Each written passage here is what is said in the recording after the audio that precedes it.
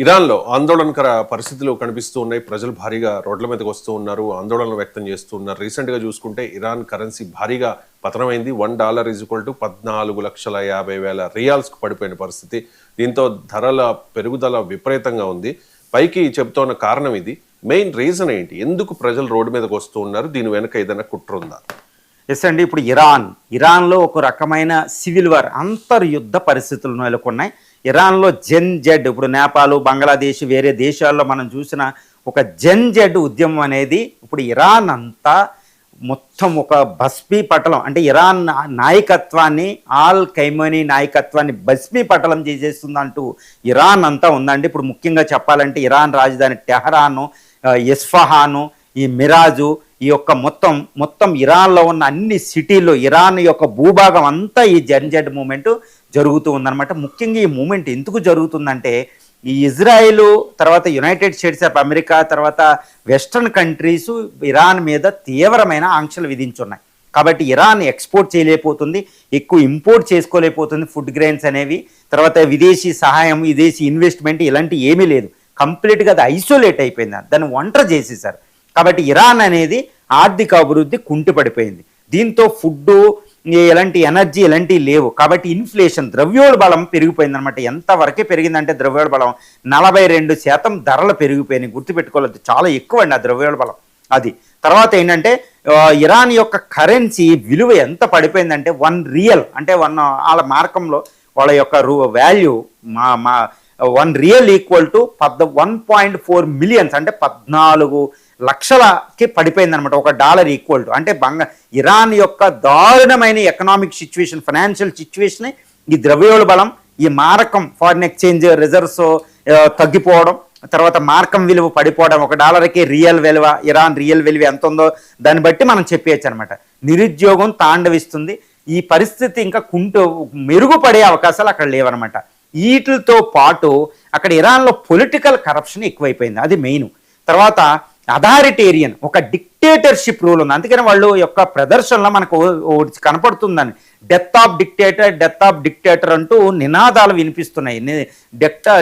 Death of dictator అంటే ఎవరు? All ఖైమనీ party, all ఖైమనీ వీళ్ళు అధికారంలో ఉండకూడదు, వాళ్ళు వెళ్ళిపోవాలని, రిజైమ్ చేంజ్ అవ్వాలని ఇరాన్ పీపులే తిరగబడుతున్నారు.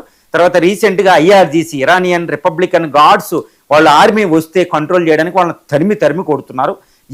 ఈ వివాదంలో కాల్పులు జరిగి 7 చనిపోవడం కూడా మనకు తెలుస్తుంది. ఇప్పుడు ఇరాన్లో ఏంటంటే న్యూస్ ఎక్కువగా బయటకు రాదు, ఐరన్ కర్టెన్ పాలసీ ఉంటుంది. కానీ తెలిసినంత వరకు 7 చనిపోయారు, కొన్ని వందలాది మంది అక్కడ బాష్పవాయు గోళాలకు పోలీస్ హింసలో వాళ్ళు గాయపడ్డారని కూడా తెలుస్తుంది. ఇరాన్ యొక్క ఆర్మీ, రిపబ్లికన్ గార్డ్స్ అనేది చాలా తీవ్రంగా శ్రమిస్తున్నారు అల్లర్లను ఆపడానికి. అక్కడ కోర్టులు కూడా సివియర్ పనిష్మెంట్ అక్కడ ఇస్తున్నాయి. ఇప్పుడు ఆల్ ఖైమనీ ప్రభుత్వం అనేది చాలా చాలా విపత్తులో ఉంది. మరి ఇరాన్ దీన్ని తట్టుకుంటుంది అంటే ఇరానియన్ గవర్నమెంట్ ఈ పరిస్థితిని చక్కదిద్దే పరిస్థితి ఇరాన్కి ఎక్కడా కనపడడం లేదు. కాబట్టి ప్రజలు శాంతిల్లుతారు అనేది ఇక్కడ మనకు కనపడడం లేదు. ముఖ్యంగా ఇంకోటి ఏంటంటే 2022-23లో ఆల్ అమినీ అంటే ఒక ఉమెన్, మహసా అమినీ అనే ఒక యువతిని దారుణంగా ఇరానియన్ జైల్లో పెట్టడం వల్ల ఆవిడ చనిపోయింది అనమాట, అమినీ అని. అప్పుడు కూడా ఇలాంటి అల్లర్లు వచ్చినాయి 2022లో, గుర్తుపెట్టుకోవాలి. ఇప్పుడు ఆ అల్లర్లు మించిన అల్లరి ఈరోజు ఇరాన్లో కనిపిస్తుంది. ఎందుకంటే ఎకనామిక్ వూస్ అని, ఎకనామిక్ కష్టాలు కూడా ఉన్నాయి, హ్యూమన్ రైట్ వైలేషన్, అంటే ప్రజలు అసహించుకుంటున్నారనమాట అక్కడ ప్రభుత్వాన్ని. మిగిలిన ఇస్లామిక్ ప్రభుత్వాలు, మిగిలిన ప్రభుత్వాలతో పోలిస్తే వాళ్ళకి అసలు హక్కులే లేవు. కాబట్టి వాళ్ళు ఈ డిక్టేటర్, ఇది ఆల్ ఖైమనీ ప్రభుత్వమే మాకు పోవాలి, కొత్త ప్రభుత్వం రావాలి అన్నట్టు చేస్తున్నారు. కాబట్టి ఇప్పుడు ఇరాన్లో పరిస్థితి శాంతించే అవకాశాలు మనకి ఎక్కడా కనపడడం లేదు. అంటే గత అనుభవాల దృష్ట్యా మనం చూసాం అమెరికా ఏ రకంగా ఇరాక్లో అలాగే లిబియాలో చేసింది అనేది. అంటే దీన్ని అనువుగా చేసుకొని ఇప్పుడు ఇరాన్పై ఇజ్రాయిల్ అండ్ అమెరికా ఈ రెండు దాడి చేసే పరిస్థితి కనిపిస్తోంది. ఎస్ అండి. ఇప్పుడు ఇరాన్లో జరుగుతున్న ఈ అంతర్యుద్ధ పరిస్థితులు, ఇరాన్లో ప్రజలు ప్రభుత్వం మీద తిరగబడ్డాన్ని ట్రంప్ గారు దానికి రెస్పాండ్ అయ్యారు. ట్రంప్ ఏం చెప్తున్నారు? వీ లాక్డ్ అండ్ లోడెడ్, అంటే మేము ఆయుధాలు గురిపెట్టేసి ఆయుధాలు సిద్ధం చేసేసాం. We locked and loaded our weapons, we may intervene into Iranian issues unless it stopped. అంటే ఇరాన్లో 7 చనిపోయారు. పీస్ఫుల్గా, అంటే వాళ్ళు శాంతియుతంగా నిరసన వ్యక్తం చేసే ప్రజలను మీరు ఎందుకు కాలుస్తున్నారు, ఇరాన్ ఇలాగే చేస్తే మేము జోక్యం చేసుకుంటామని already Donald Trump US president severe warning ఇవ్వడం జరిగింది. ఇరాన్ కూడా అది రెస్పాండ్ అయింది. నువ్వు వచ్చి ఇక్కడికి వస్తే పరిస్థితులు వికటిస్తాయి, మేము ఏం చేయాలో మేము చేస్తాం, మేము కూడా రెడీ పెట్టున్నాం. అంటే ఇరాన్ అమెరికాల మధ్య ఒక యుద్ధం వాతావరణం అక్కడ నెలకొంది. మరి యునైటెడ్ స్టేట్స్ ఆఫ్ అమెరికా చాలా తెలివైన దేశం. అంటే ఇరాన్ మీదకి అమెరికా డైరెక్ట్గా ఎప్పుడూ రాలేదు. మొన్న కూడా జరిగిన యుద్ధంలో 2025లో జరిగిన యుద్ధంలో ఇరాన్ మీద అమెరికా B-2 బాంబర్స్, అంటే మనం చూసుంటాం ఈ B-2 బాంబర్స్ మనకి ఎప్పుడు అటాక్ చేసినాయి, ఈ జూన్లో అటాక్ చేసినాయి. కానీ గుర్తుపెట్టుకోవాలి, America B-2 spirit bombers Iran మీద అటాక్ చేసే ముందే ఇజ్రాయెల్ భీకరమైన యుద్ధం చేసింది ఇరాన్ మీద. అంటే ఇజ్రాయెలే ముందు దాడి చేయొచ్చు. ఇది ఎప్పుడు జరగవచ్చు అంటే ఏ క్షణంలోనే జరగాలి. ఒకటి గుర్తుపెట్టుకోవాలి, ఇరాన్ మీద ఇజ్రాయెల్ అమెరికాలు దాడి చేస్తాయి అనేది ఇక్కడ మనకి కరెక్ట్గా మనకి తెలిసిపోతుందండి. ఎందుకంటే అక్కడ పరిస్థితులు గుర్తుపెట్టుకోవాలి. గత సంవత్సరం 2025 జూన్లో, అంటే కొన్ని 4-5 నెలల క్రితం గుర్తుపెట్టుకోవాలి, 4 నెలల క్రితం ఇరాన్ మీద ఇజ్రాయెల్ అమెరికా దాడి చేశాయి. తర్వాత ఇజ్రాయెల్ తన వైమానిక వందలాది విమానాలతో F-16, F-35 లాంటి బాంబర్స్తో భయంకరంగా యుద్ధ విమానాలతో టెహరాన్ని అల్లకొల్లోలం చేసేసింది ఇజ్రాయెల్. తర్వాత IRGC ఇరానియన్ అణు సైంటిస్టులు చెప్పింది, ఇరానియన్ ఆర్మీ జనరల్ని చంపేస్తే ఆల్ ఖమేనీ బంకర్లో దాక్కోవాల్సి వచ్చింది. అక్కడ రక్షణ శాఖ మంత్రులకే దిక్కులేని పరిస్థితి మనం చూసాం. అంతటి పరిస్థితిని ఇరాన్ తట్టుకుంది.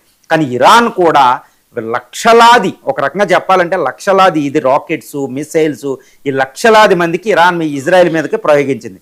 కానీ ఈ మధ్యలో యునైటెడ్ స్టేట్స్ ఆఫ్ అమెరికా తన B-2 స్పిరిట్ బాంబర్స్ని, అంటే ప్రపంచంలో అతి భీకరమైన B-2 స్పిరిట్ బాంబర్స్ని, ఒక పెద్ద GUB అంటే bunker burst bombers, father of all బాంబర్స్ని ఉపయోగించి, మదర్ ఆఫ్ ఆల్ బాంబ్స్ని ఉపయోగించి ఈ ఫడ్డో అదేవిధంగా నాటాంజల్ అంటే అణు రియాక్టర్ల మీదే అటాక్ చేయడం జరిగింది.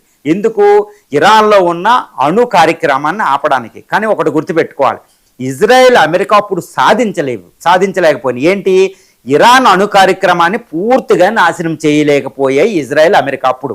2, ఇరాన్లో ఉన్న ఆల్ ఖమేనీ రిజైమ్ని చేంజ్ చేయలేకపోయింది, ప్రభుత్వాన్ని పతనం చేయలేకపోయి. ఈ 2 అపజేయాలన్నమాట ఇజ్రాయెల్కి అమెరికాకి. అంటే ఇప్పుడు మళ్ళీ యుద్ధం చేయాల్సి ఉంది, అది పెండింగ్ అనమాట. ఆ ఇజ్రాయెల్ అమెరికా చేసింది ఒకే ఒక పని ఏంటంటే, లెబనాన్లో ఉన్న హిజ్బుల్లాని, తర్వాత హౌతీస్ని కొంతవరకే, ఇప్పుడు గాజా పాలస్తీనా ఉన్న హమాస్ని నాశనం చేయగలిగారు. కానీ ఇరాన్లో ఉన్న రిజైమ్ చేంజ్ చేయలేదు, అణు కార్యక్రమాన్ని ఆపలేదు. ఇప్పుడు ఒక టైం వచ్చిందనమాట. అంటే ఇరాన్లో అంతర్యుద్ధ పరిస్థితులు ఉంటే ప్రజలే తిరగబడుతున్నారు కాబట్టి అక్కడ ఇరాన్ ఈజీగా ఆల్ ఖమేనీ ప్రభుత్వాన్ని పతనం చేయొచ్చు, అక్కడ ప్రజలు కూడా రెడీగా ఉన్నారు కాబట్టి. సో ఇలాంటి పరిస్థితిని అమెరికా ఆసరాగా చేసుకోవచ్చు. ఇలాంటి పరిస్థితిని ఇజ్రాయెల్ అస్సలు వదులుకోదు, అమెరికా వదులుకున్నా. కాబట్టి ఇటు ఇజ్రాయెల్, ఇటు United states of America, Trump, Netanyahu అదే నాయకత్వం ఉంది కాబట్టి వీళ్ళు ఎదురు చూస్తున్నారు. కాబట్టి ఏ క్షణంలోనైనా ఇరాన్ మీద అమెరికా దాడి చేయొచ్చు. అమెరికాకు ముఖ్యంగా loaded and locked of our weapons అనే అమెరికా ప్రెసిడెంట్ అంటున్నారు. ఏంటవి?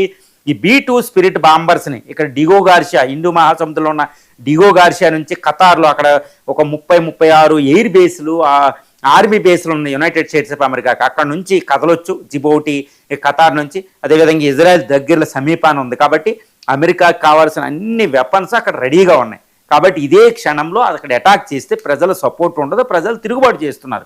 కాబట్టి ఇరాన్ సైనిక దళాల ప్రజలను ఆపుతాయా, అమెరికా ఇజ్రాయెల్ని తట్టుకుంటాయా? ఈ క్షణం గొప్ప సమయం అని చెప్పొచ్చు. కానీ మరి ఇరాన్ ఆగిద్దా?